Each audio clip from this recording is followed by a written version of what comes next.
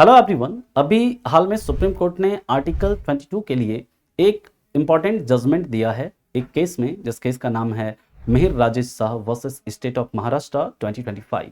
इस केस में supreme court ने कहा कि आर्टिकल 22 के तहत जो आपका फंडामेंटल राइट है, जिसमें ये दिया गया है कि किसी भी व्यक्ति को जब गिरफ्तार किया जाएगा तो उसे गिरफ्तारी का कारण बताना क्या होगा, जरूरी होगा। तो इसमें सुप्रीम कोर्ट ने जजमेंट में कहा कि जब भी पुलिस किसी भी केस में, चाहे वो कोई भी केस हो, उस केस में अगर किसी पर्सन को अरेस्ट करती है तो उसे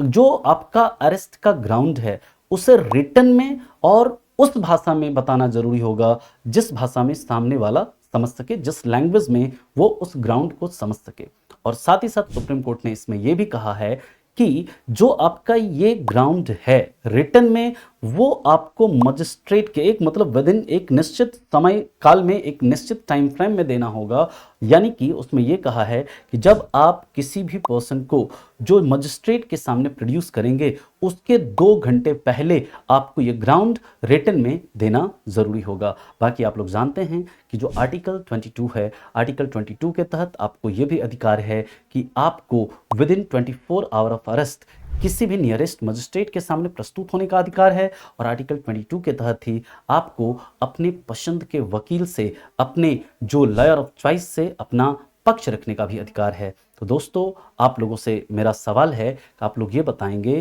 कि आर्टिकल 22 में जो अधिकार है उसके तहत किसी भी व्यक्ति को मैक्सिमम कितने समय तक प्रिवेंटिव डिटेंशन के तहत रखा जा सकता है, यानी कि निवारक निरोध में मैक्सिमम किसी व्यक्ति को कितने समय तक अरेस्ट रखा जा सकता है, ये आप लोग कमेंट में ज़रूर बताएंगे। मिलते हैं ऐसे अन्य इन्फॉर्मेशन के साथ, तब तक के लिए आप लोगों का धन्यवाद।